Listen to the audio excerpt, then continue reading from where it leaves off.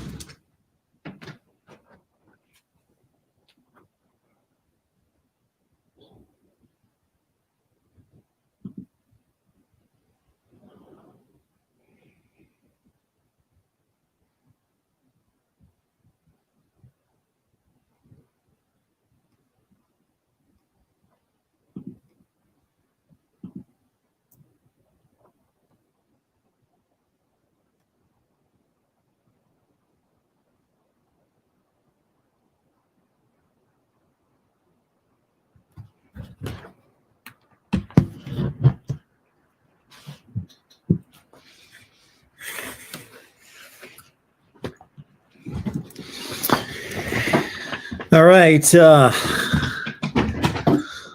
It's just been brought to my attention that we have an urgent situation here at the Voice of College Football. We have an urgent situation that needs to be dealt with, and we need a response immediately. Immediately. Can you imagine that we are in the midst of a Syracuse run possibly to a undefeated season in national championship, and we don't have a Syracuse helmet?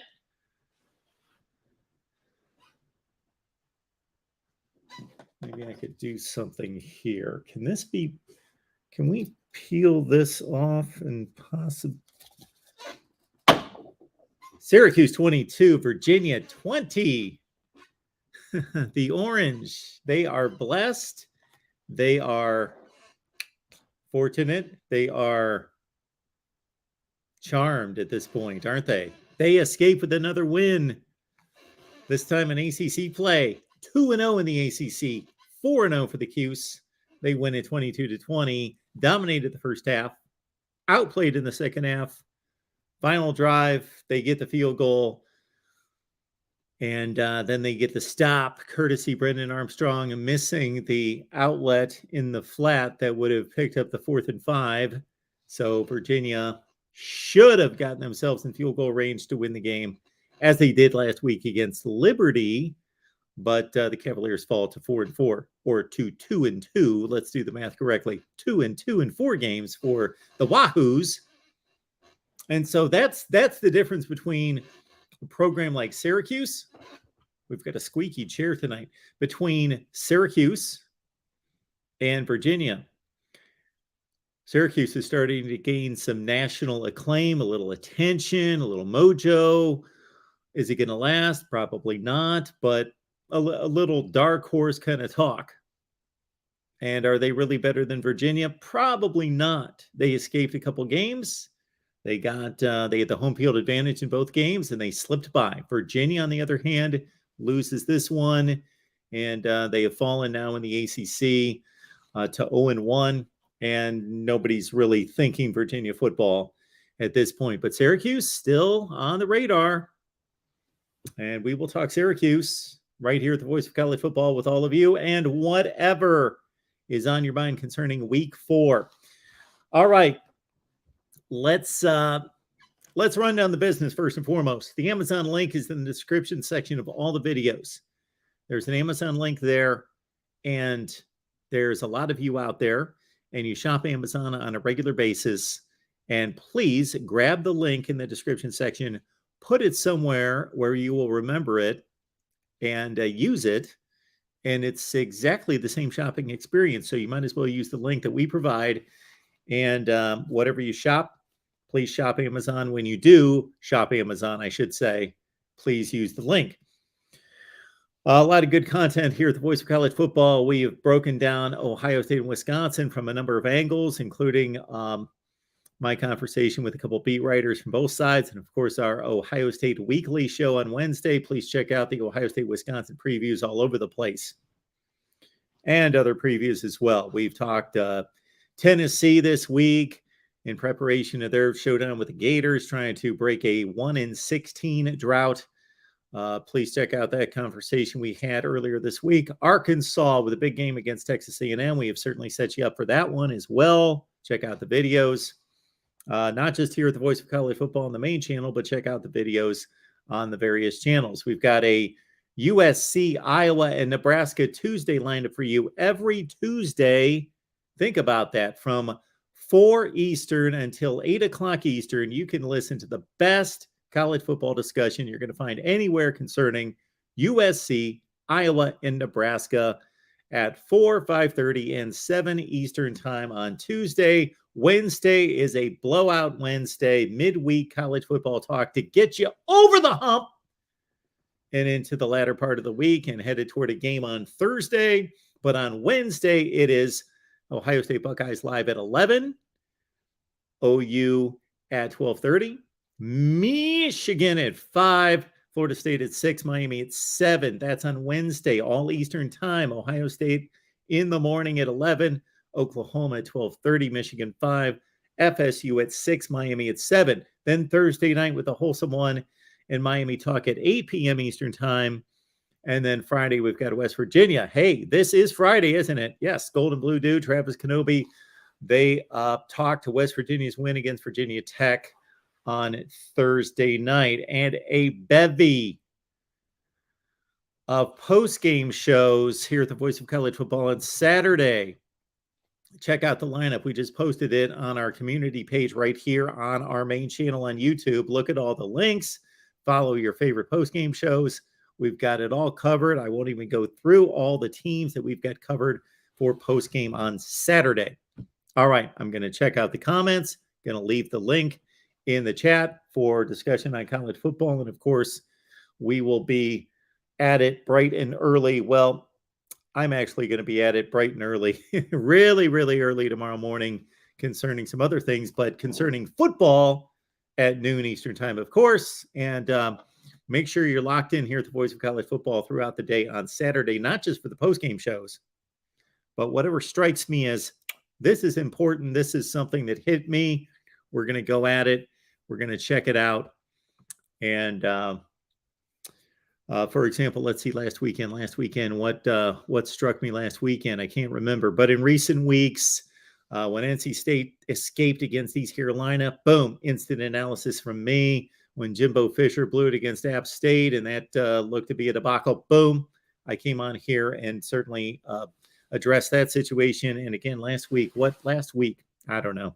Whatever we dealt with last week, it's a blur at this point, but plenty of content here at the Voice of College Football. Let's make it rapid fire. Let's make it quick. Let's hit it hard here at the Voice of College Football. Unless the discussion is just so sterling, we can't tear ourselves away. So let me leave the link in the live chat, as I should do before the show starts, but I was going to have a nice, easy, Syracuse, Virginia watch. Just enjoy the game. I anticipated and fully expected a tremendous game, and we got it. Unfortunately, man, just simply posting all the post-game shows. Just simply, this is me complaining for about 30 seconds, so bear with me. Just me posting on the community page. If you see like 3:30 Eastern, 3:30 Eastern, 3:30 Eastern, 7 o'clock Eastern, that must take like 45 minutes. Just grabbing all those links and posting all that and writing all that. And then I set up a poll at each channel tonight. So check out the poll, the winner, loser, against the spread, and straight up. Check out the polls and participate in the various polls on all the channels concerning Saturday's game. And then check it in with all our post-game hosts. We've got like 18 shows going on Saturday. And just checking in with everyone, making sure they're all set to go and ready to go. And all set for a big Saturday. So Syracuse wins 22-20 over Virginia. Air Force Academy leads Nevada 48-20 with 3 minutes left on the clock. I did not see one play of that game, but the Falcons rolling as expected. And we've got a struggle between UTEP and Boise State. 10-10 game midway through the third quarter. I've not really seen this, but I see that UTEP's driving. This is a team that Boise State has handled year after year after year after year. And but the Boise State program that we see now is not the one that we are accustomed to. I do find this interesting. I'm not going to get into this. We don't need to address this unless somebody wants to, but I see a headline here on ESPN that Nick Rolovich, former Washington State head coach, says lack of answers led to vax refusal. That could be interesting to delve into. Not really my thing in terms of it's not a football related deal, but we don't shy away from those conversations, of course.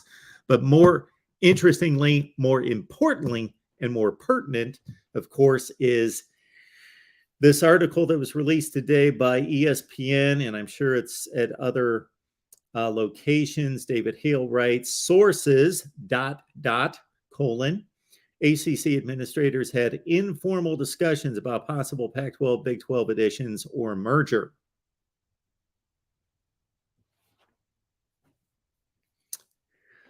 So I did read this article. Most of it's just basically that after USC and UCLA were announced to go to the Big Ten, there was a lot of informal conversations between the conference commissioners as initiated by the ACC, apparently. So that grabbed my attention. So this is something, especially with the TV rights standing where they do currently. Both the Big 12 and the Pac-12 have media rights deals expiring in the next 2 years. The ACC's package with ESPN runs through 2036. Hey, pros and cons always to signing long-term contracts. Security versus potential upgrade. And you're denying yourself the possible upgrade. If your league, if your entity does well, you're trading that possibility for security. So it can be criticized now, but I understand why it was done.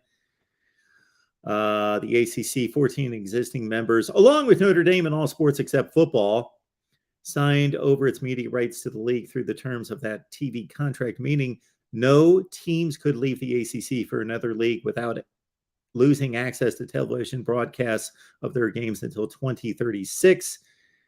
This, numerous administrators have said, remains the binding force that affords the ACC more time to weigh its options. So anyway, interesting to see just that those discussions were had. All right, let's get right to it. We've got callers lining up. We've got Will. What's up, Mark? Oh, how you doing tonight? It was great. I had another fun pre-show. We were watching the Virginia-Syracuse game. It was a good time. Yeah, it was a good time. Mm-hmm. Good show. Well, you guys had a good time. You guys had a good time. That was a good time. It was a good game. Yeah. Yeah. So, Mark, what's your schedule? What's your watch schedule going to be for tomorrow? What games are going to be? I love the watch schedule. Let's look at the watch schedule. Here we go. Because noon is, I love the watch schedule. Maybe that's going to start to be a video that like 13 people are going to watch. The watch schedule. All right. At noon, there are 4 games that I want to see. And again, I can only really watch 2. I'll put 3 on, but I can only really pay attention and understand what's going on in 2 games. So this is what we're going to start with. I'm going to be watching Maryland and Michigan and Clemson and Wake Forest. Yeah. Expecting Michigan to gain some separation. And then Iowa State and Baylor will be my next priority. But hey, we've all got to love the drama in, of course, Lawrence, Kansas, with the Jayhawks and the Dukies, and the winner of the game. We know that one of these 2 teams will be 4-0, joining Syracuse at the 4-0 table. And then I always leave the option that if something just jumps up as a very interesting game, if Auburn and Missouri go to overtime, hey, I'll probably check out in overtime. But that's my priority at noon.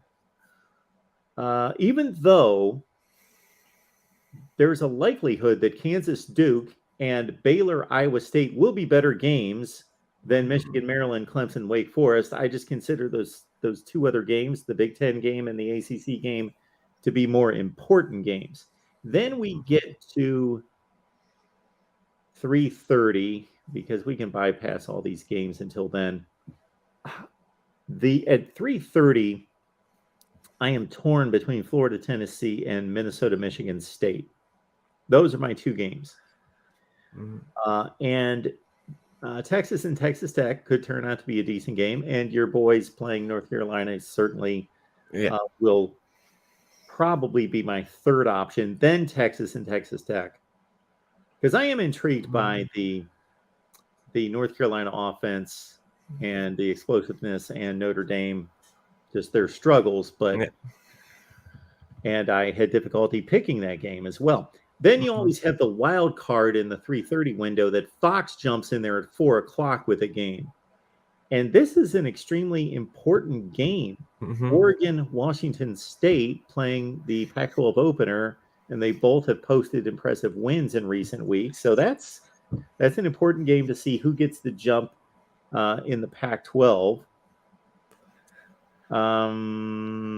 Any under the radar games? Arizona Cal, if you've got the Pac-12 network at 5:30. It's not awful. All right, then it's 7 o'clock. Arkansas and Texas A&M, that's a game I would want to see. People are not going to believe me. Well, people that really know me, that have been watching a long time like yourself, may believe this, that actually I will have interest in watching Iowa and Rutgers. I know other people don't. I understand why, and I understand that's a bit of a joke, but I'm actually being serious. That morbid curiosity is definitely there for me too. Yes. Yeah, I want to see, am I going to turn this on? No score, 3 minutes left in the first half. Rutgers has -3 yards rushing. And just, okay, what's going to happen here? I've got no interest in watching Alabama and Vanderbilt. No, me neither. Now, if for some reason it's 20-17 in the 3rd quarter, I would say, okay, yeah, it suddenly grabbed my attention, but that's not going to happen. Ohio State, Wisconsin at 7:30. Maybe the Buckeyes roll, and maybe we've got to go to another game. Possibly. I don't think so. Oklahoma, Kansas State, the last 3 times they've met, they've been barn burners. The last 4 times I believe they've met, those games have been barn burners. Do not discount. I just have a hunch here. Boston College giving Florida State problems. I think we've discounted Boston College for good reason. They've been awful, but Florida State has not arrived. It could be similar to the game we just watched. Yeah. Yeah, absolutely. I expected that. And that's not, I'm not some great visionary. Anybody could have expected what we saw tonight. Just two like average football teams, but it becomes a fun game and it's a good game and a nice little Friday night game. BC's O line is just brutal though. Their So they offensive have to line at stand up. Boston College, yeah. Phil Jerkovic has no shot. Poor Yeah, Phil. that's pretty much been his career there. Yeah. In pass protection. And then there's the gem. There's the gem of the night is of course late night on the Pac-12 network with USC and Oregon State. That's can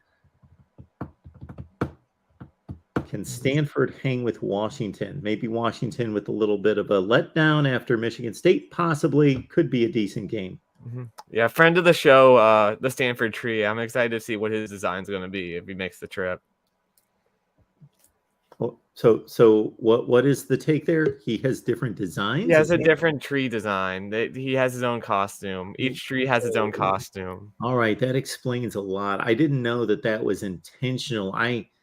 I've seen the different designs, but I didn't know that was, I thought that maybe that was just kind of random, or that was people mocking the tree or trying to imitate the tree, and they just had their own tree costumes. Okay, that's cool. That's good to know. Mm-hmm. All right. How do you like my lineup there? It sounds pretty good. I try to only focus on 2 games, but I just check the score and then I check in on games if it's closer than I expected. That's usually how I go, because it's just hard for me to focus on all the different devices that I have. And then I'm also kind of set in my ways, and I need to break out of this because I just have it in my mind that if there's a really good CBS or Fox game, I'm going to put that on my 55-inch. And then because ESPN, I can go to the Watch app and I can, put those on my laptops, that I just do that. But I can probably do that with Fox networks, I would guess. But I just didn't think about it. The Fox Sports app is good too. Yeah, and put the ABC and ESPN games on my laptops. Mm-hmm. Are you more confident in West Virginia and Joey's boys after that game, or do they not impress you much? Oh, I think that they did what they should do. Like if they would have won that game 23-20, I would say, that's pretty weak, because I don't think Virginia Tech is a good football team. So they did handle them, but they didn't beat a good football team. Yeah, I hope maybe in 2 to 3 years they'll be good, but it was a rough night for VT. The Baylor Iowa State game, that's the noon game I'm most interested in, because I just don't know. I don't know what's going to happen. Like, is Baylor's offense did they really take a step back, or do they just face a good BYU team? Yeah, so understand my strategy there. I do expect that to be a much better game than Michigan-Maryland, but anticipating that Michigan-Maryland could be 28-3 in the second quarter, I figure, well, I'd like to see if Michigan can blow them out. And if they do, I'm jumping out of that game and I'm joining Iowa State-Baylor in the second quarter. Mm-hmm. I understand that. Sort of same thing with Clemson-Wake Forest, those 2 games. Missouri-Auburn, I'm kind of interested in that game because it could be Brian Harson's last game. If things go south for Auburn. Mm-hmm. If they lose to Missouri at home. Yeah.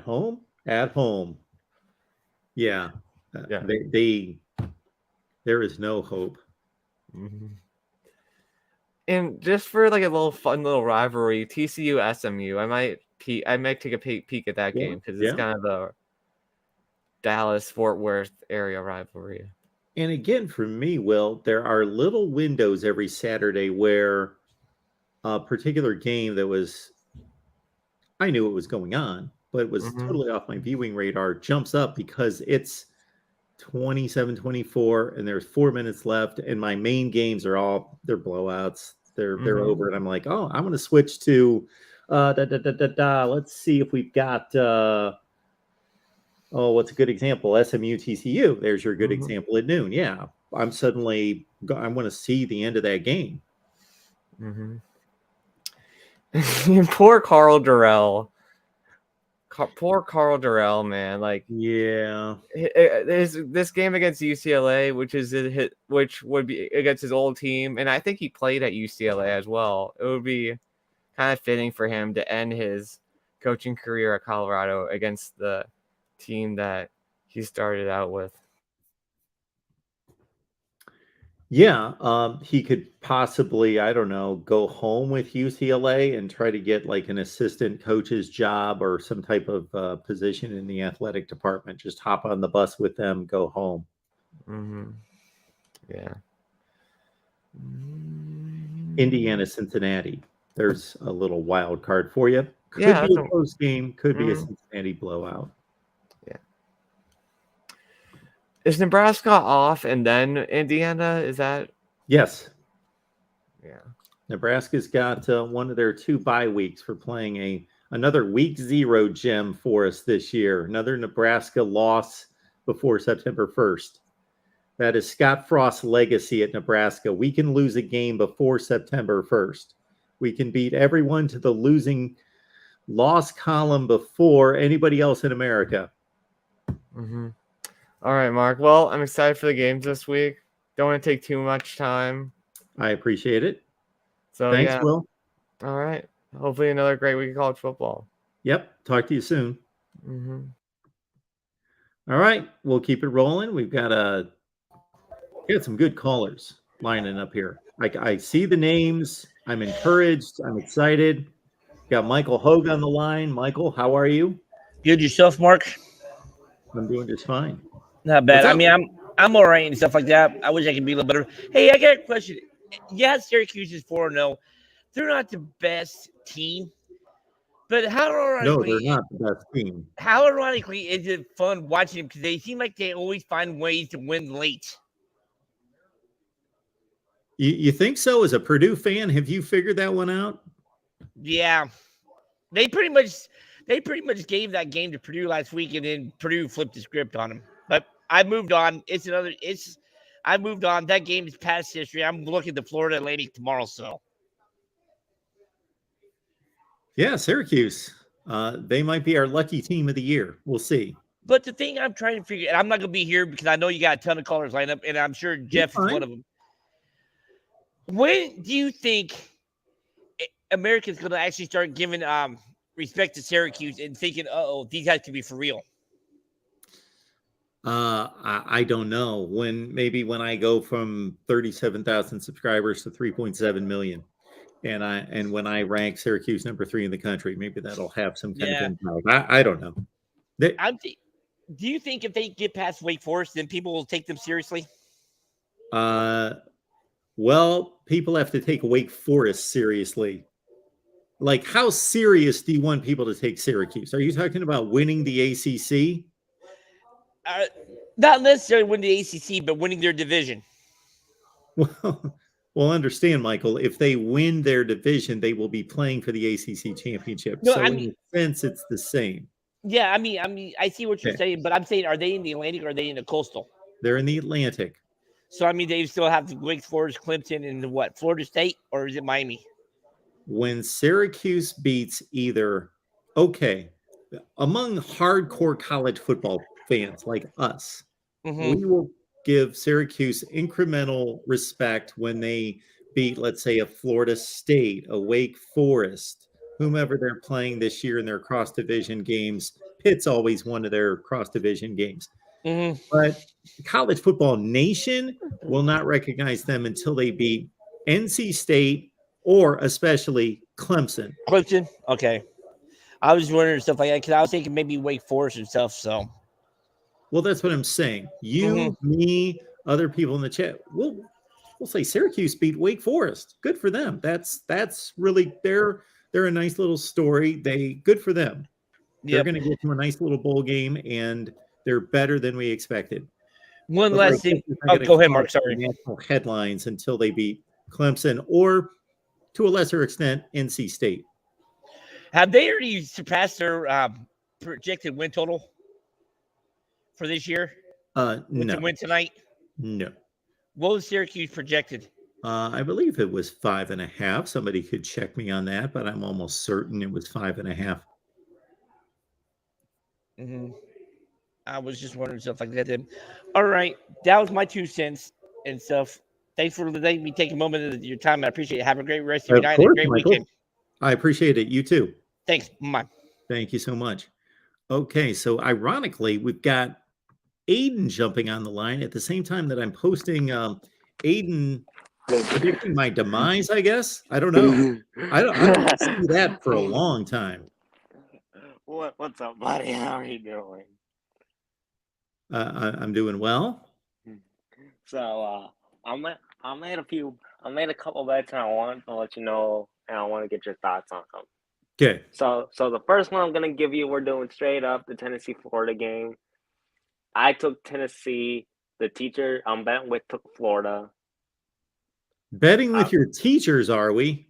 Yeah, it's just for Mountain Dew, not. Oh, for Mountain Dew. Yeah, not for. Yeah, I haven't had a Mountain Dew in probably 30 years. Okay. For a Mountain Dew, Tennessee or Florida? Is that a straight up bet? Yeah, straight up. Okay.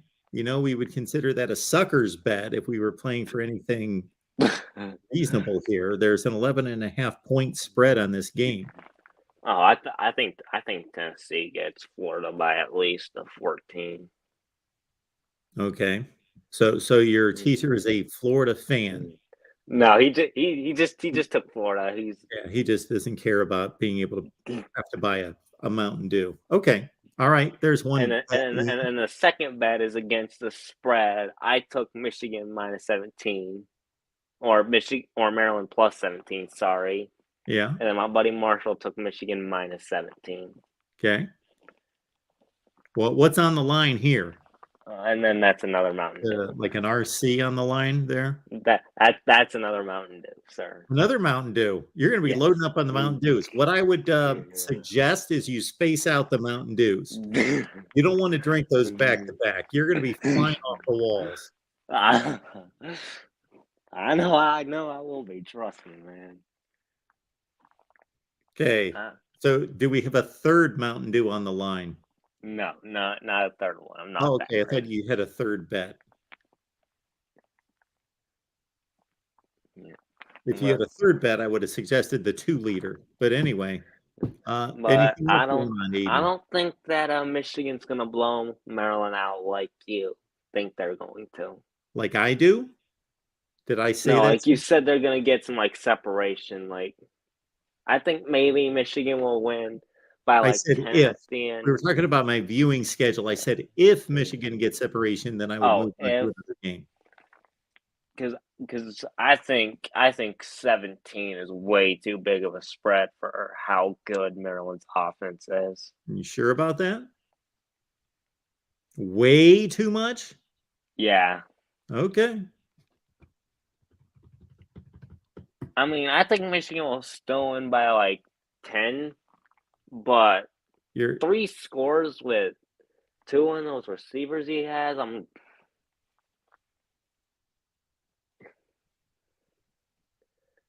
just pretty hesitant not to think that Maryland won't score some points. If I was really into Mountain Dew, I'd be willing to give you the 10.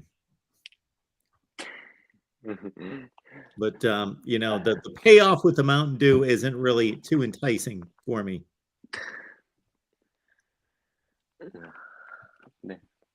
But well, we appreciate you calling tonight. I hope the rest of the week's going well for you. My week's going well. Yep. And I hope you have an amazing and fantastic Saturday, sir. I appreciate that. Enjoy your Saturday. All right. Look at this. What did we do to deserve Tony tonight? Look at this. Oh, Tony, you're muted. Sorry, muted. We have an exciting announcement for everybody. For everybody who has been watching our Pac-12 chat show, we've been having a lot of fun with that, but we've got a very, very special guest. We're going to have an extra show on Tuesday night. We're still finalizing the exact time with her office, but we're going to have a CEO Q&A with the Washington State Chancellor. So this is the lady that hired Jake Dickert, who, took over the athletic department as of July 1st. And she's going to talk to us about what it's actually like to run the athletic department as a CEO. So what do presidents and chancellors look for? What decisions does she make versus the athletic director? You know, what it was like to be there in, live at Wisconsin, as, you know, she tweeted out to everybody, jump up and sit down, with the big win for Washington State. And I think it's going to be really, really a special and cool thing. And unlike anything else, I mean, I'll tell you guys, on all these shows, you see sometimes you see like a former coach or whatever. I don't think we've had a university president or CEO on any of these sports shows anywhere on YouTube. So this is going to be really, really, really a cool opportunity, and we hope you guys can make it. There it is. Tony has made this happen. And again, this is coming up on Wednesday night at a time to be announced, correct? I just want to make sure on that, Tony. Tuesday night. Oh, it's Tuesday night. Tuesday night. Yeah. Her office is getting back to me with the exact times. And with your permission, we will blast this out here and then also on the Oregon and USC channels. All the Pac-12 awesome. Yeah, the more the better. And we love for you guys to watch. And, you know, I mean, it's kind of a thing, like, how often do you get to actually talk to the president or the chancellor? We one thing we're not going to be doing, because we know she can't answer she's not going to be able to answer any questions on like Pac-12 media rights or on like realignment expansion. So we told her, we said, we know you can't answer those things. You know, we get that. But we want to talk to her about what it's like to, like I said, to run the athletic department, what matters to her. Like, you know, and I think it's going to be really interesting to hear about student athletes and the role of sports in the university, the role of sports in fundraising and stuff like that. And again, we don't ever get to do that. Was she? No. So she actually took over as chancellor this year. She actually she was coming up as chancellor last year because they created a new position. So she was part of the lead team for bringing in Jake Dicker, but Pat Chun was already there.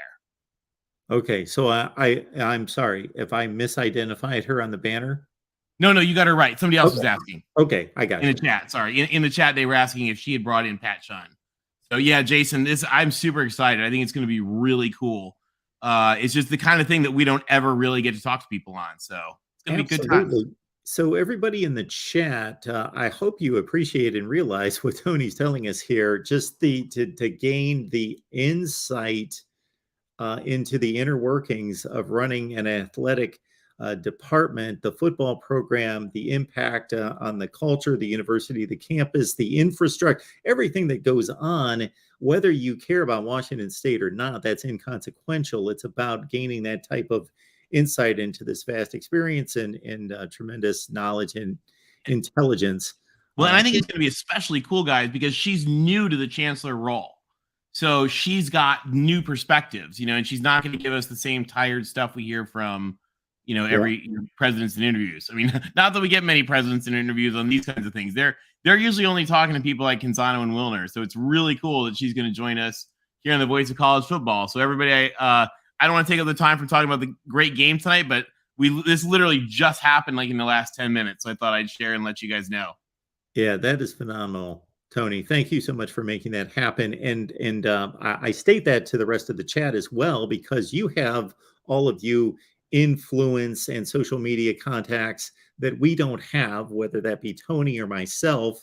And don't minimize, you know, the contacts that you have on Facebook, Instagram, Twitter, and other outlets that you can let people know that we're going to be here with Chancellor Chilton on Tuesday night. So it'll be good times, guys. Yeah, that is phenomenal. I love that.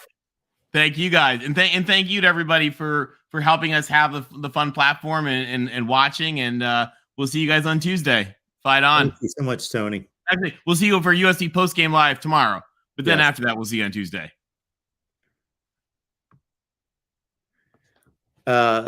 Tony, I tell you, it's about every other day that he comes up with something remarkable like that. So again, it may not strike some of you as a great connection or conversation, but it truly is a remarkable connection that Tony has made here. And these types of conversations, yes, just give a complete different perspective on what we care about. And I understand that 90% of you only care about the football, but the conversation will give you insight into the impact on the football operation there at Washington State. And again, it will uncover just, that connection all over the place, regardless of the university or the program. All right. We've got Hunter on the line. We appreciate Hunter being here tonight. How's it going, Mark? I'm doing well. How are you? So, that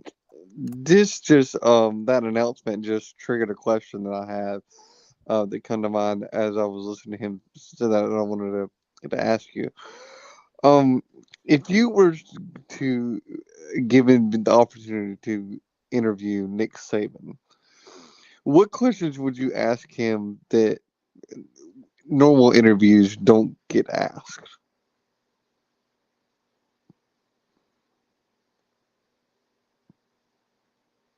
I can't hear you, Mark. I can't hear you. I don't know what happened.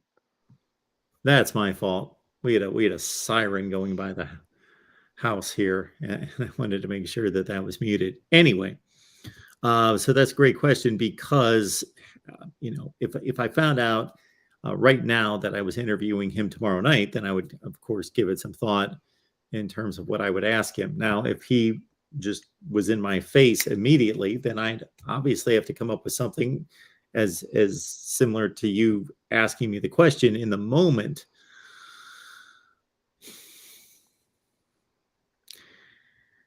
Something that he's never been asked or we've not heard him be asked. Or there's not the typical thing that, that Sure. most reporters would ask or most media would ask. Well, this is a very open question, but I would want to know how he would structure college football for the betterment of the athlete, the students, and the fans. What he thinks needs to be addressed. He's answered that question to a certain extent, that he raises awareness of things that he thinks are going awry, but he's never really been asked to explain how to address NIL, how to address conference realignment, how to address the issue of all these disparities in levels of play and what to do about that. I would try to pin him down a little bit more specifically on how to address these things. I think an interesting question for him would be, what is his day-to-day schedule like as the head football coach of Alabama? Because that's just interesting to me. Like, how, I know he's a workaholic, but like, how does he balance his personal life versus, his, job at Alabama? I mean, I know the guy, works pretty much 24/7, but what's the way that he does it towards a healthy balance between the two? Yeah, I would also want to delve a little bit more into this process we hear so much about all the time, and as it applies to assistant coaches in particular, in terms of the staff being turned over. Well, and, I can answer some of that to a degree, because I've heard him talk about this, and I've heard other players who played for him over the years say this in interviews. They say that the practices when you get there your freshman year are the same type of practices that you're going to have when you're a senior, and that he's built up the same system of practices and how they prepare for games. He hasn't changed. Now he's changed in terms of scheme and things like that because of the way the college football's gone. But I think the framework and how he does day-to-day operations at Alabama hasn't changed. And I think that's what the process is that he's referring to. Yeah, I think the game evolves, the strategy of the game evolves, but guys like Nick Saban, they certainly have what they believe are the best ways to teach. So we kind of underestimate the teaching aspect of being a coach because there's a lot of teaching involved. I've heard Urban Meyer make the comment that, if a player's not getting it, he doesn't look at the player, he looks at the coach. What is wrong with our coach? What is wrong with our method of teaching if this player is not getting it? It's not the player. I don't think that's entirely correct 100% of the time, but you're pointing to your methods and you're pointing to the person who should be more mature and responsible and more capable of correcting whatever the gap in communication is. I really hope he writes a book or does a long form interview when he retires from football. But anyway, to get into some college football for tomorrow, I did this bet today, and I want to get your. I mean, I'm not going to ask you for straight up because I know you released that kind of thing, but I put in a teaser bet tonight that I think is a pretty good bet. I took Florida plus 16.5. Yeah, and I took Missouri. I can't remember what the line was, but I took the 6-point teaser on that game as well, on Missouri and Auburn. What is the line on Auburn, Missouri? I didn't even look at it. I can't remember now that I'm not exactly sure what the line is, but it was plus 7, so that would be plus 16.5 or plus 16. It went from plus 7 to plus 16. You took a 9-point. No, I'm sorry. I took a 6-point teaser. So it went from 7 to 13. Yeah, 7 to 13. Okay. I'm sorry.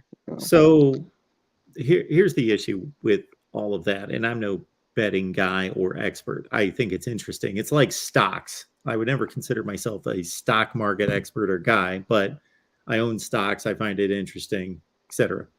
Been burned for the last year and a half. But anyway, so when it comes to wagering, so Vegas already has us in a deficit position. They already, all you have to do is look at, as you well know, if there's an even game, let's say a pick'em game, then each team is minus 110. That means Vegas is already pulling its. If it was an even game, a pick'em game, and everything was square, then it would be minus 100 on both sides. But Vegas is pulling its 10%, 10 to 11%. It's pulling it out. And if you look at the odds of every game, they're not what they should be because Vegas tilts it and takes that. So my thought is anytime there's a parlay, a teaser, that's just another opportunity from a money management standpoint. So what I'm saying here is you may win your teaser. Absolutely. But the money management side of it says that the more you play those teasers, if they become a regular part of your strategy, that the odds are even more stacked against you, that Vegas is making it more difficult to win those. If we had a mathematician here to figure out the exact odds, then the teaser and the money that is paid out on the straight point spread, and then calculate how much that should be prorated with a teaser, I guarantee that Vegas is not paying out as much as it should be.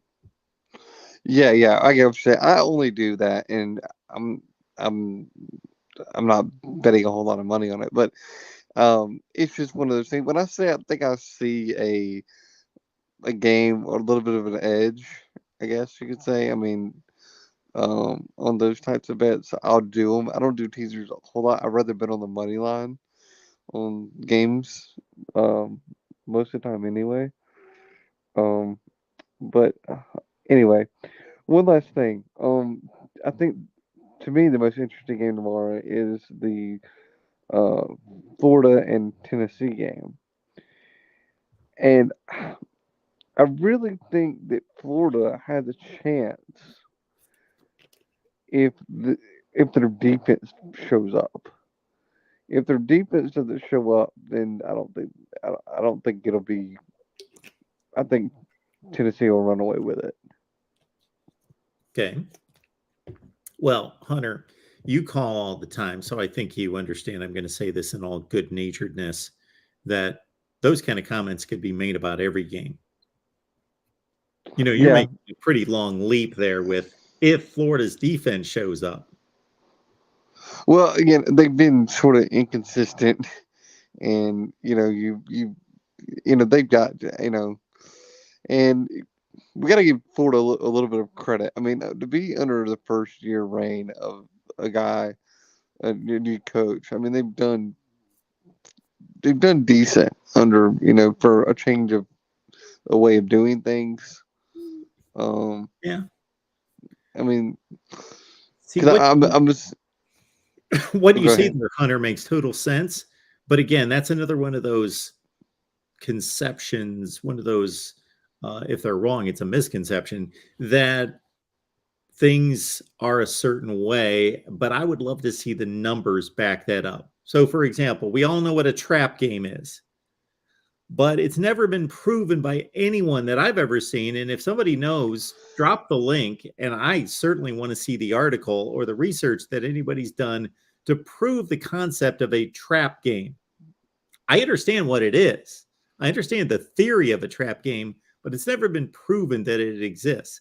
So apply that to the comment that you just made. We think that it's difficult for first-year head coaches to improve a team, but has this really been proven? I don't know. That's a good question. That's a very good question. Gus Malzahn take over a 2-10 team and lead them to a national championship game. That's just one out of a zillion examples. So I'm not going to make a point out of that, but yeah, it's one of those. Didn't Urban Meyer take over a 7-loss team and go undefeated? Didn't Josh Heupel take over a 3-7 team and improve them? Didn't Sam Pittman take over a horrible Arkansas team that had 2 consecutive 0-8 SEC seasons and make them much better? Yeah. All right, Mark. Well, I'm gonna let you go, and I got some other callers and lined up. So, and just a quick plug. For any of you that are not members of the Discord in the Patreon, sign up. It's fun. You get to talk college football whenever you want.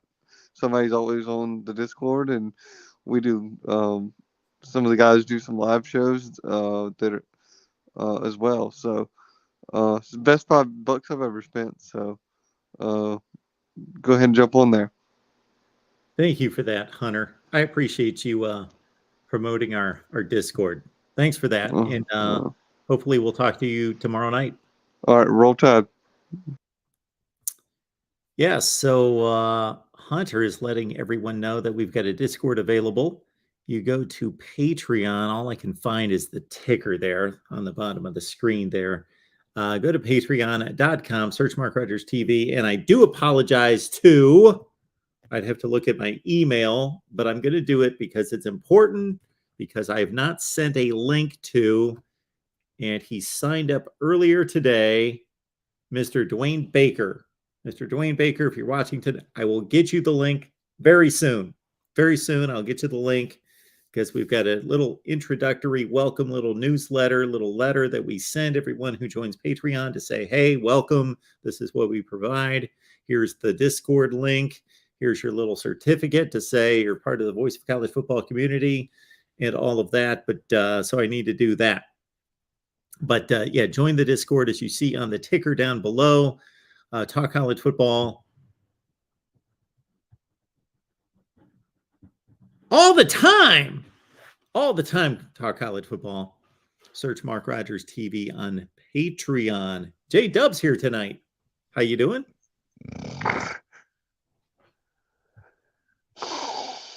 Uh-oh. J-Dub, I've put people to sleep before, so this is nothing new. Okay. You've not been the only one.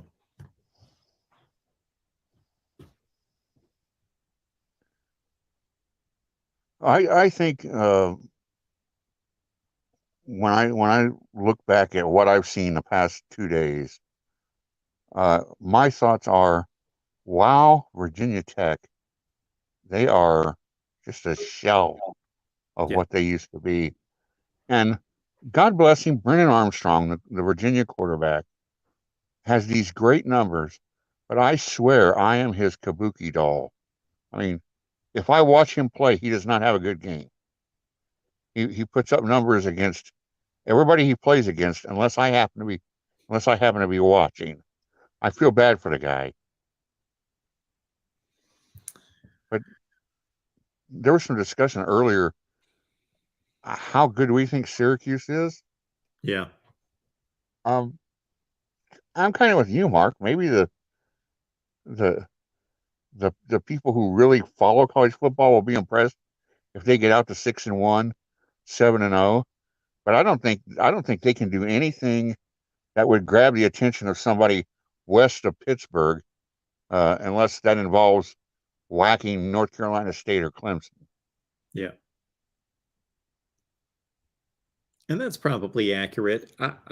I think it's a nice little story. I'm rooting for them in a strange kind of way, just like I tend to root for Wake Forest. Not that I have any investment in Wake Forest. It's just I understand the position that they're in. Northwestern, those kind of schools, I tend to root for them. And so I'm rooting for Syracuse to continue this. I just think it would be a tremendous story, of course.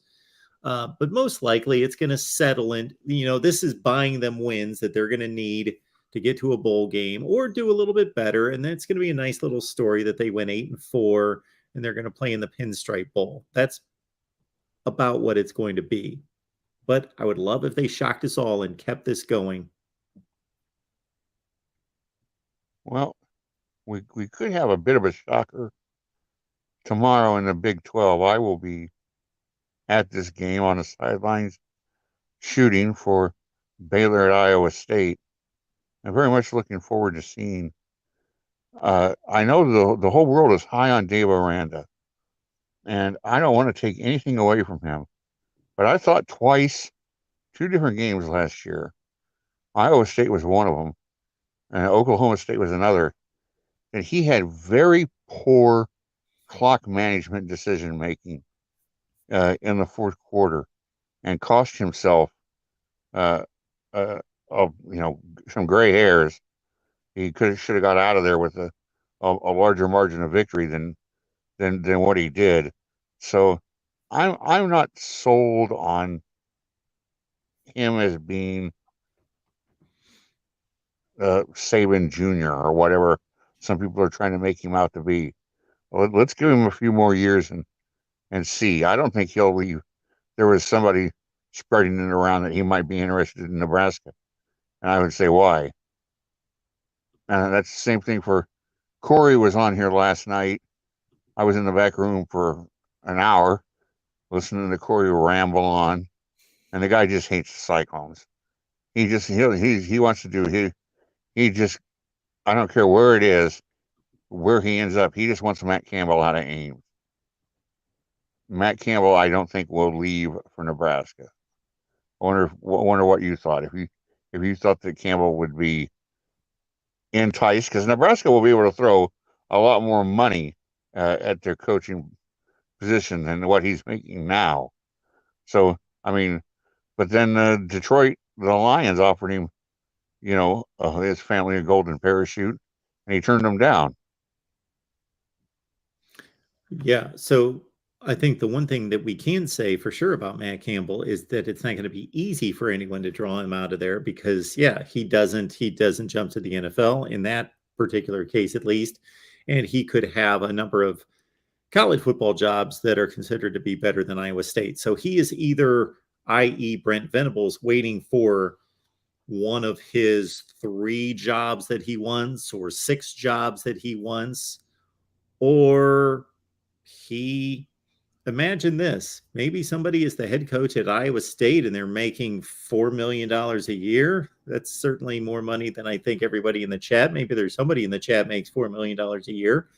And he knows that he doesn't have the pressure to go to the college football playoff. He's still a competitor, wants to build a strong program, but knows that if I go 7-5 and 8-4, and hopefully we can catch lightning in a bottle once every 5 years and do something beyond that, that all is good. And I like this, and I like where I'm located, and I'm raising a family, and this is where I'm going to be.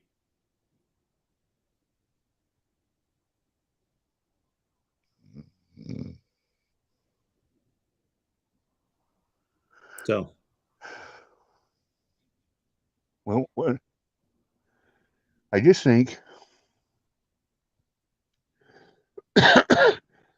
excuse me, I just think that some people are just can just be satisfied with where they're at. I mean, I don't see why it's so wrong. It's so wild to think that, like for instance, a Luke Fickell, is he wrong if he decides, hey, I like Cincinnati. I like where I'm at. My family likes it here. I like the situation I'm in.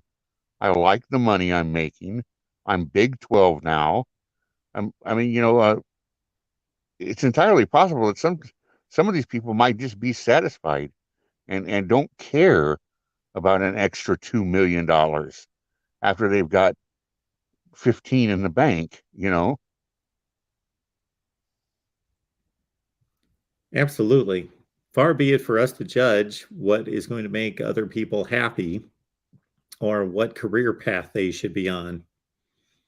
If I'm a U.S. senator and I know my reelection is probable, why would I want to bother and be the president? Why would I want to take the headache? Stay where you're at. There's nothing wrong with where you're at, and that's why I think, oh, well, Dabo will go to Tuscaloosa. No, he's not. Oh, well, this guy's going there, and no, he's not. And some of these guys end up in, I can't imagine Mario Cristobal being any happier than where he's at, or Kirby Smart. I mean, he's a Georgia kid, played at Georgia, learned under Saban, got his rings. Now he's taking Saban's dictum, and he's making it work in Athens. I mean, I don't think you could throw enough money at Kirby Smart to make him leave Athens. It's some people are motivated by greed, like all of us that don't have millions are motivated by greed. Somebody threw $2 million at me, I'd go coach wherever they wanted. But and I certainly, if I was successful at the college level, I would be hesitant to take a jump to the NFL, because that league spits, chews up and spits out about 19 out of every 20 coaches. And they just become another name that went through and coached the Dolphins for 3 years, went 5 games under 500 and got fired. That just happens all over the NFL. Yeah. I mean, unless you're at Pittsburgh, I mean, Yeah. But the Steelers and the Hawkeyes are the 2 programs where you don't get fired. I'm not sure when Chuck Knowles started. I'm not sure what year his first year was. 69. 69. Okay, I was born in 66. So for 3 of my 56 years, it's been Knoll, Cowler, or Tomlin. Right. Yep.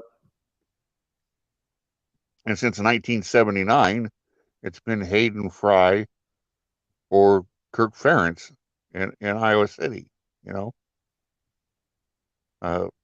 I just don't think it's necessarily wrong. People always think, well, they gotta move up. I mean, look at Alabama. Saban goes to Miami. Well, you don't have the kind of these college coaches have so much more control, over their players, the direction everything's going. In the NFL, you're talking about grown men. You're talking about professionals. You're talking about multi-millionaires. They're not the motivations. Everything is completely different than it is in college. I don't understand why anybody would want an NFL job. I wouldn't want one. I'd rather have what you would consider most people would say, "Oh, that's an average job." Well, I'd rather have that average job at a college somewhere than an NFL job where I know, like, in 5 or 6 years, I'm unemployed. Yeah, I hear you. J-Dub. Hey, well, I want to wish everybody, unless you're Vanderbilt, good luck to your teams tomorrow. I will.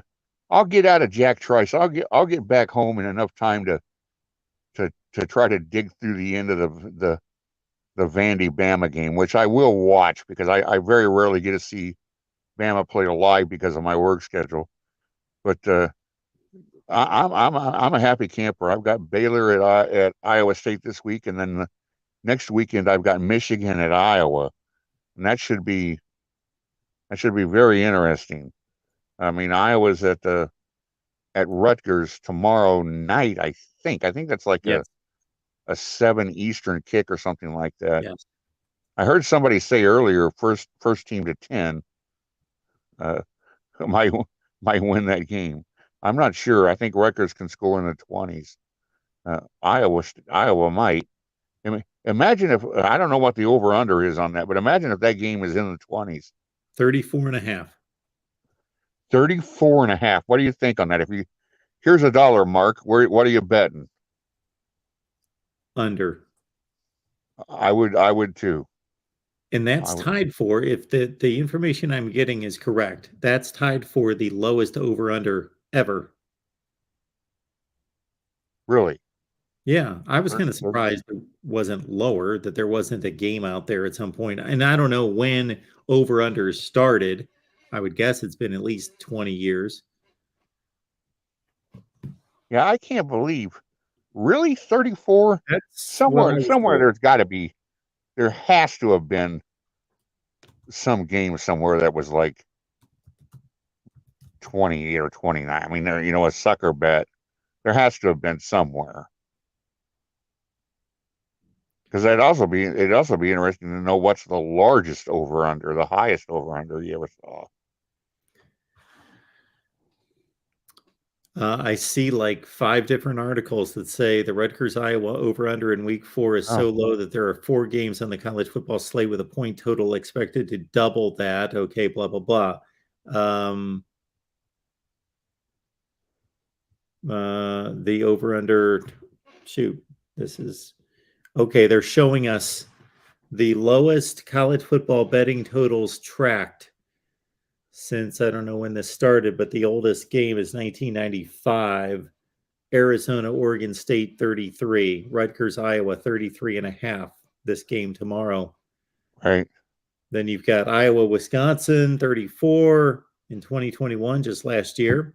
And they scored 34 exact. It was 27-7. Missouri, yes. Vandy. Missouri Vandy in 2015 was over under 34, and it was a 10-3 game. Ohio State, Penn State in 04, 34 points, 21-10 Buckeyes.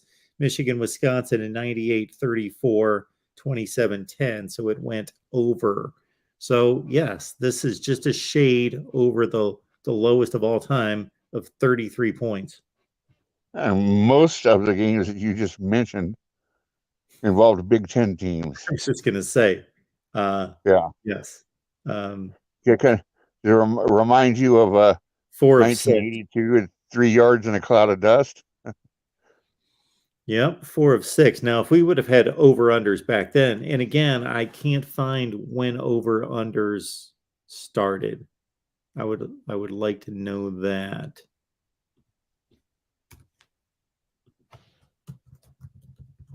That would be fascinating to know when this even started. I remember being a school-age kid watching the NFC North when Detroit, Minnesota, Chicago, and Green Bay, and Lindsey Nelson would have the call of where Tom Brookshire would have the call of the Minnesota at Green Bay game, but the game's at County Stadium in Milwaukee, and the final score is 13-10. Yeah. I mean, and that was constant. You know, the game was so different then. I remember well the black and blue division. Yes, yeah, and one of those teams scored 30 points, the whole foundation of the earth shook.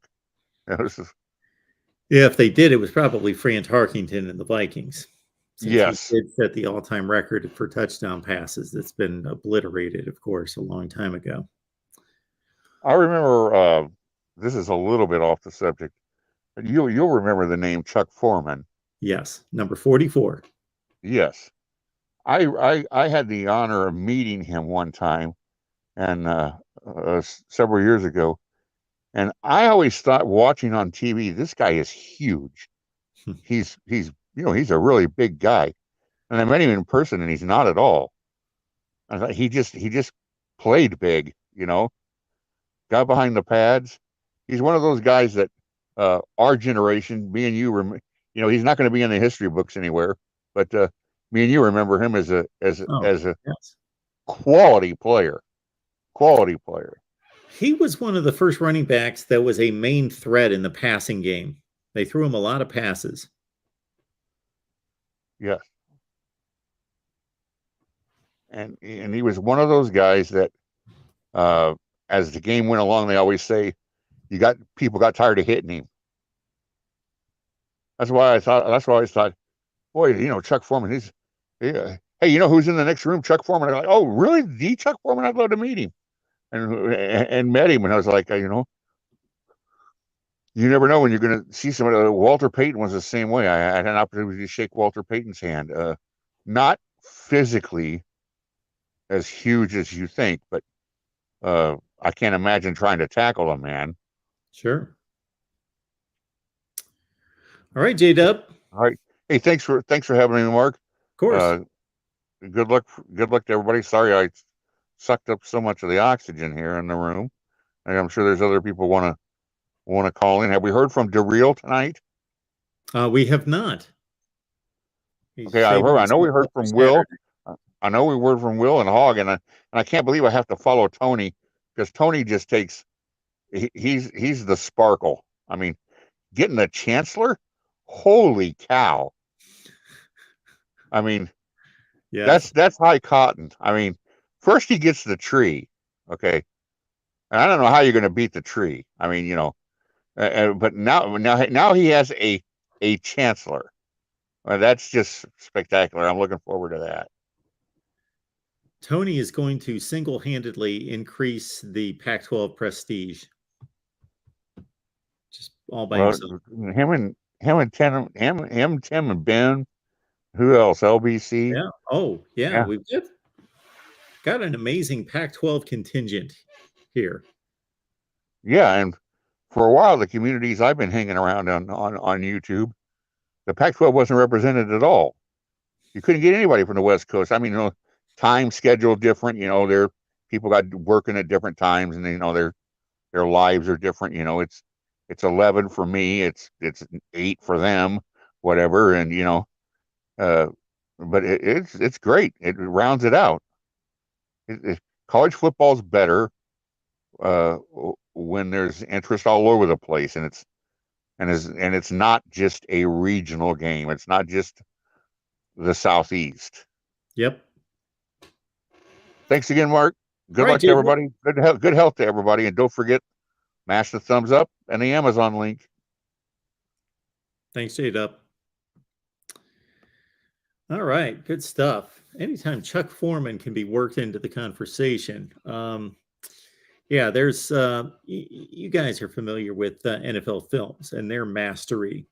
When I hear the name Chuck Foreman, I think a lot of thoughts. One that comes to mind is, sometimes this came to my attention watching one of the Super Bowl III documentaries. Namath guarantees the game. They beat the Colts in the biggest upset in Super Bowl history, the one that forced the merger. And I've watched that game. I've watched Super Bowl III from start to finish multiple times, and the Jets go up 16-0. They're an 18-point underdog. They go up 16-0, and the Colts have no chance of coming back. This is 1968. You're not coming back from 16-0 down in the fourth quarter. But Johnny Unitas takes over for Earl Morrall, comes into the game. Of course, he's a legend, and he leads the Colts down the field. The first time he leads them down the field, they almost score a touchdown, but he throws a pick in the end zone. So he leads them all the way down the field, but they're shattered by the pick in the end zone. They get the ball back. He leads them back down the field, and they score a touchdown to make it 16-7. It's kind of hopeless at that point. There might be 4 minutes left in the game. And to watch that Johnny Unitas drive on NFL films, as depicted by NFL films, is a work of art. You see him you think he's just carving up the Jets defense. You just, the angles at which he's throwing and staying in the pocket, delivering the ball, and you see the spin on the ball. Just the masterful job that NFL films does in depicting a high stakes game in particular. Or they can make the Lions-Jets game look like an all-time classic. But if you really watch the game, Johnny Unitas, dumped it off here, and he, kind of spun around. He ran a bootleg and he threw it to the tight end. He made no passes that were awe-inspiring whatsoever, but NFL films made it look like. So in a similar vein, there's a play that Chuck Foreman made in Super Bowl 11 against the Raiders. Vikings got killed by the Raiders. Chuck Foreman bottled up the entire game. Chuck Foreman had 3 rough Super Bowl games. And everybody, I'm rehearsing for my NFL channel. But anyway, my NFL history channel. Chuck Foreman had 3 rough Super Bowl games. And his last one, and the last for the Vikings of all time. Believe that the Vikings have to be the most successful franchise in the history of the NFL to have not played in the Super Bowl for now 45 years. But anyway, Chuck Foreman caught a pass, had his famous spin move, and then he, ran down the field a few more yards, and it was like a 12-yard reception. And NFL films made that look like, he's coming out of the backfield and he catches the ball and he spins, and then he weaves, and they put the poetry to motion and the music, and it's just magic. But in real life, it's a 12-yard catch. All right, folks, we've got Ian checking in from Akron. Hello, Ian. Are you still with us? Yes, are you? Can you hear me? Yes. Are you there, Mark? I am here. You've had to sit and listen. I'm sorry. Chuck Foreman. No, that's great. It's actually kind of, I guess, ironic the way that J-Dub ended the call mentioning the Pac-12 guys, because that's what I wanted to talk about. Just like a big shout out to those guys. They are really awesome how they're coming together. Just kind of guys that have been part of the show for a while, and then coming together and making their own little segment of it, and bringing some focus to the West Coast. Like everyone has said, like there hasn't been even themselves, they've said there hasn't been a great representation for the West Coast, and especially at, I think, a time that they needed the most, when they were very down last year, and then all the news of all this conference realignment and UCLA and USC leaving, and then they come all together and really I love listening to those guys, and I'm not from the West Coast, and I'm a Midwest guy, as you know, but it's really great to listen to them, and they all know their stuff. And I think what brings me to the whole point is the other night there was a caller. I think his name might have been Daniel. It's not really the point of who it was, more so about he was very adamant about talking about how bad of a conference it is, and almost like it's not going to be a thing, and it's not going to exist and dissolve. And I think all the panic of the realignment talk before the season, a lot of people were talking that way, right? Like the Pac-12 is not going to, like, everybody's going to jump ship basically, right? So my question is, how can that be? Because if you remember, Tony Altimore brought a lot of like great information and a lot of things during that time when all the realignment talk was coming on. You started bringing Tony on a lot, and he just, really brought some very just great insight. And one of the things he mentioned was the Power Five should really, he was saying it should really kind of be called the Autonomous Five. You remember that? I do. Yep. Okay. And I haven't heard it mentioned lately. And so when this guy was speaking the other night, and he was talking about, like, basically the Pac-12 just not going to be something. Okay, they're playing great again this year. I know we haven't got into conference play or whatever, but they beat themselves up. So my point is, they're playing better, but even with that, we know that USC is coming back up and coming back, and they're going to leave. UCLA is not back up or anything, but they're going to leave. But my point is my question is, with this Autonomous Five,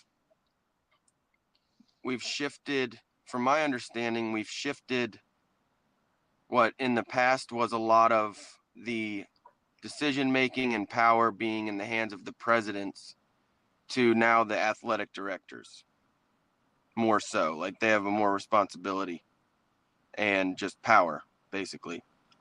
And so how would an entire region from the Pacific Northwest all the way down to Mexico, over to Arizona, up to Utah, and this whole region, and all these people and the history that it has, how would that, there wouldn't, even with USC and UCLA leaving, how possibly couldn't the Pac-12 not only survive, but instead of people jumping ship, or teams and organizations and universities jumping ship, how wouldn't they just keep the ones they have and then, grab some from other places and still remain at one of the powers that they've always been? Yeah, I know USC historically is their greatest power, and that's a hard loss, but it doesn't make any sense when, even before the season, when people were talking about the disillusion of the Pac-12, it doesn't make sense to me. It's just the entire West Coast. And when you look at basically the Autonomous Five, like, they create their own legislation at this point with the voting power. So how you would have to have either them dissolve themselves because everyone jumped ship, or every other conference voting on them to, like, against them. So my question is, how is that even possible, Mark, with the power that they have? Yeah, so in the case of the Pac-12, I think these conference, so we think it through just based on the football and little else. So that tends to be our scope here. And when I say we, I mean the average fan. We just care about football, and therefore we think that presidents and chancellors and boards of directors are just thinking first and foremost football. But there's a lot more at stake for these schools, and they're not all structured, and they're not all the connections and the relationships between all these conferences and the schools within the conferences aren't all equal. So the dynamic is different in every conference regarding the importance of football, the importance of athletics in general, the importance of culture, the importance of social issues and agendas, the academics, of course. And so all of those are different. And obviously in the Pac-12, some of those non-football common ground components are priority and important. So that should help to keep the conference together to a certain extent. And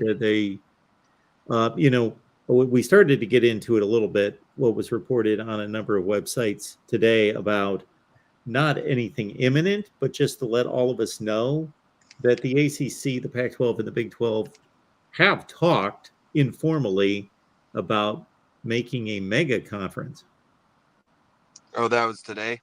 Yes. Yeah, I know. We've definitely heard those talks, which, it seems inevitable to not have some super conferences forming. And I think anybody who's on this show kind of hates the idea of that. I definitely do, because it is a regional game, or it's always been. And maybe so instead of the term dissolving, it's more like absorbing into each other, different conferences. But I just don't understand when I hear people talking about the Pac-12 being like so weak. Yes, they've had 4 or 5 bad years, but it's an entire West Coast. It's even that expands even farther with, I think there's still a really rich, even beyond football, is there not? Because I think I've heard those guys talk about how many national championships they have in all these other sports and the academics and everything. So I don't understand why the Pac-12 would want to join with the opposite coast. Like, first of all, it's on the opposite coast of the United States, and then also the Big 12, for instance, as we hear those Tony talks about a lot, they're just culturally very different. So what are you joining for then at that point? If it's not about football, and what's it about then? Your second point, your latest point was the best point. The other one is still a point. It's still relevant to a certain extent, but we just saw the Big Ten go from coast to coast. And then also consider that let's say the ACC and the Pac-12 did merge. Forget the Big 12 for a second, that those two merged. Okay, to your point, that would seem ridiculous even today. And it would have seemed unfathomable 10 years ago, 5 years ago. But you could form a conference on two coasts, and you can do it and structure it in such a way that you're almost the NFL. You can structure it from a scheduling standpoint, from a division standpoint, like you have two separate conferences, although you are one conference, and you only play so many cross-sectional games, and your winners play for a conference title game in Chicago or Kansas City or Dallas or somewhere in between, or you trade coasts, and you can make it work. Oh yeah, in this day and age, they're gonna make anything work, which, yes, nothing seems to cease to amaze us from what we've already seen from the Pac-12 and Big Ten merging, because you're gonna have Rutgers playing, I don't know, Oregon State, or I'm sorry, USC or something. So I get it, but don't you also think that when you're doing something like that, where you're merging, all right, you got East Coast, West Coast coming together even further than we've already seen it, how it's going to happen. Wouldn't you say that that's also going to possibly push the whole not being an amateur sport as much, and it going into the professional realm more too, because they're going to have to structure to make it work, like you said, how it works like the NFL. They're going to have that many more logistics, that much more effort, that much more travel, resources, money, all these things, to where there's way and way less time for these students or these athletes to be students. Like, it's just that much more. Then you have the transfer portal, the NIL, all of the pushing for, they're basically, that just seems like it's more and more, the more you do the super conference thing and extend the regionality of it, I think that also kind of puts more emphasis on it being less of the amateur sport that it is. I don't know if you can see that connection, but if you're doing all that, you're just expending all of these student athletes even more. Like, when do they even have time? If you're going from east, like, you're going across the country, right, throughout your season. That wasn't my point, though, Ian. I understand what you're saying. My point was you could build an ACC Pac-12 conference. You could make a merger and without extending the schedule to some crazy travel situation. So basically, you would have, let's say, the ACC as it currently stands and the Pac-12 as it currently stands, and they merge into a 26-team conference. But you generally just play the teams on your coast, or in your pod, you separate it West Coast North, West Coast South, East Coast North, East Coast South, whatever you want to call them. You stay within your pod, and you only teams are traveling across the country in non-conference play anyway. And teams are traveling from West Virginia to Texas on a regular basis to play Big 12 games. But you limit those cross-sectional games within your conference, and so you don't really stretch the logistics much. Yeah, you're right. I hear you. But and then your conference championship game is the winner from the East and the winner from the West, and they play a conference championship game. Okay. You're still in your regions. Yeah.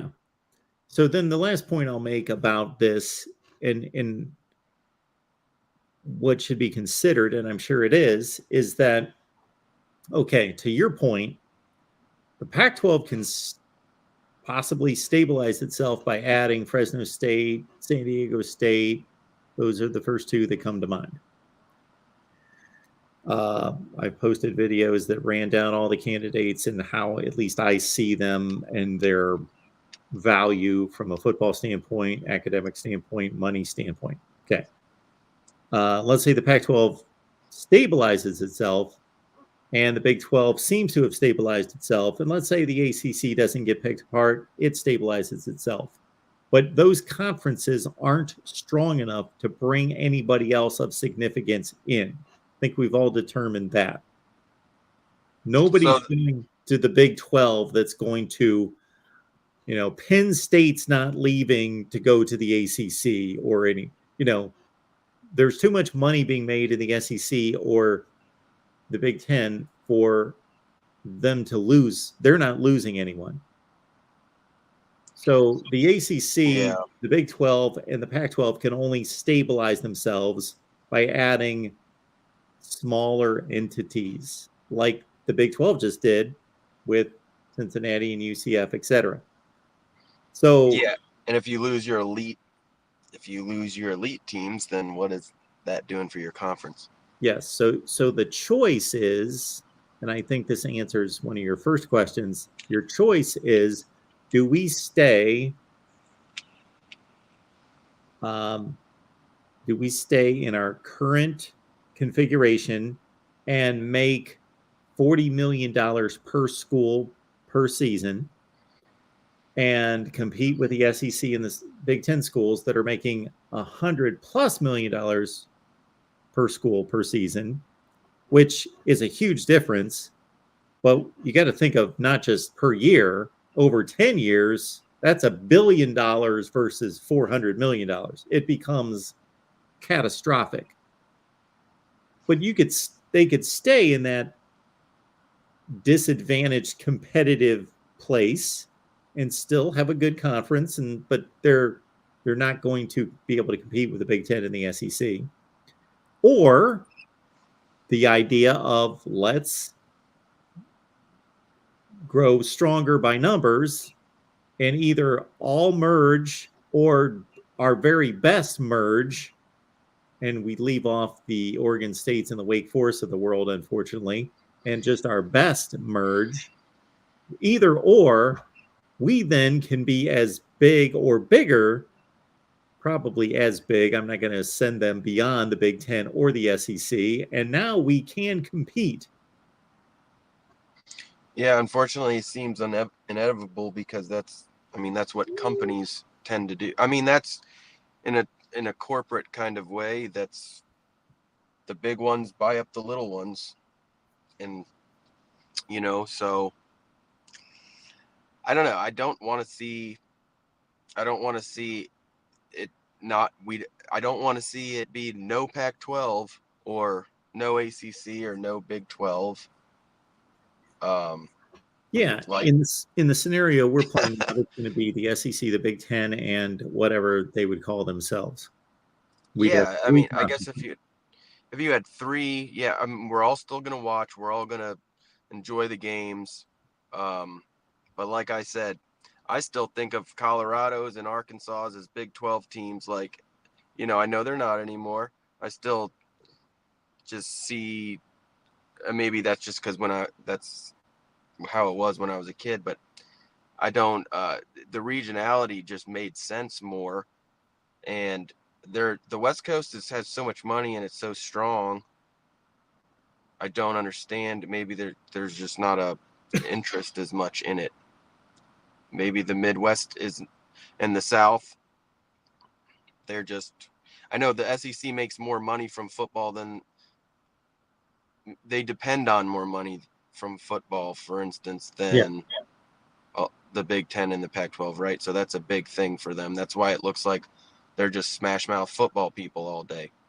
So yes, Tony taught us that even though the Big Ten makes as much money on football as the SEC, it's not as dependent on that money as the SEC.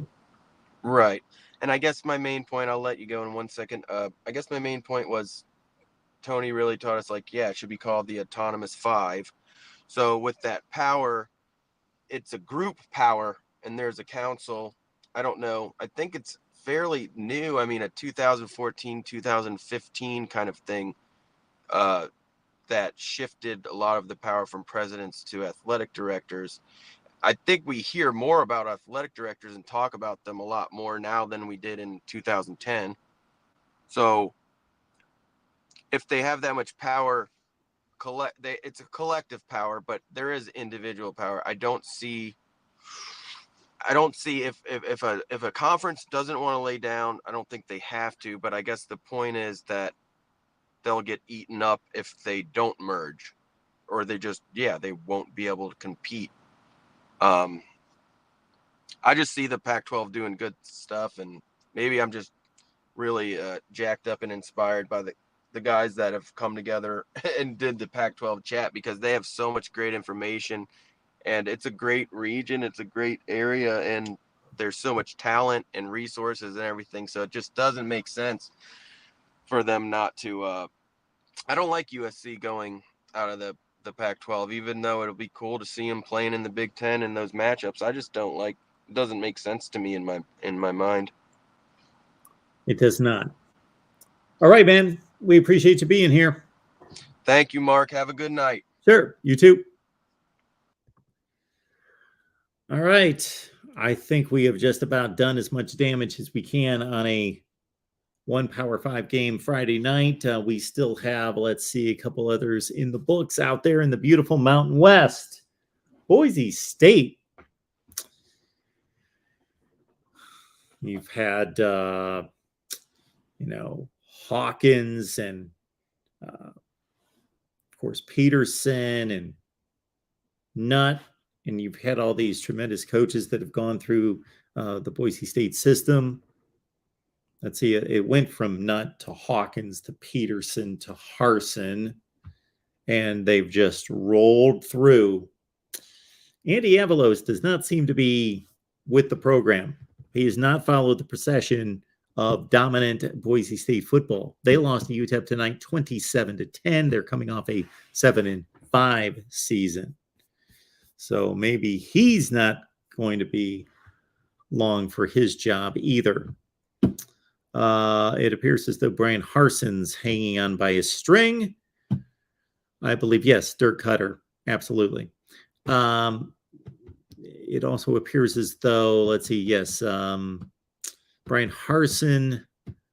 Who else has been bandied about as a possible mid-season coach that could be shown the door? Who else do we have? Who am I forgetting here? Brian Harson. Anybody out west? Carl Durrell was brought up. They're at Shoelay Sooner. Brian Harson back to Boise. Maybe he says, bring me back. We won more than this guy is, and I got to get out of here. Scott Satterfield. Thank you, Eric. Satterfield loses to Syracuse by 24. Lose to Florida State. Louisville's got a game. Shoot, I'm forgetting who they're playing tomorrow. Why is that escaping me? San Diego State coach. We really think that the San Diego State coach, Mr. Hoke? No. They're coming off 12-2. Oh, yeah. Thank you, Eric. How could I forget? Jeff Collins. Yes, Jeff Collins. Because I was asked the other day, and I came up with, in addition to Harson, I came up with Collins and Durrell, and now I'm forgetting them. Yes, Jeff Collins. Jimbo Fisher. Jeff Collins. Wow. Rough. 9-25, I believe, was the record entering this season. And Georgia Tech can win. You can win at Georgia Tech. Paul Johnson did it. Not competing for national championships, but there was a time in which outside of Florida State, Virginia Tech and Georgia Tech were appearing in more ACC championship games than Miami and Clemson. So you can win there. All right, folks. Get psyched, get ready, get pumped, and prepared for a huge Saturday here at the Voice of College Football. I will be watching football with all of you all day on Saturday. And I will provide whatever analysis hits me throughout the day. And, of course, we've got post-game shows all through the day on the various team channels and right here on the main channel as well. Then we will all convene at just about 24 hours from now. Make it about 23 hours from now, right here at the Voice of College Football. As J-Dub stated, we hope your team wins. And in the meantime, shop Amazon. Use the link that we provide there. Doesn't cost you a penny. Same shopping experience. Thank you so much for that, Ben. You can catch Ben after the Oregon-Washington State game over on the Oregon channel. Tremendous post-game from him. And again, Ohio State, Michigan, Penn State, Iowa, Oklahoma, Texas, Oregon, USC post-game, as well as Miami, Alabama, Georgia, and LSU.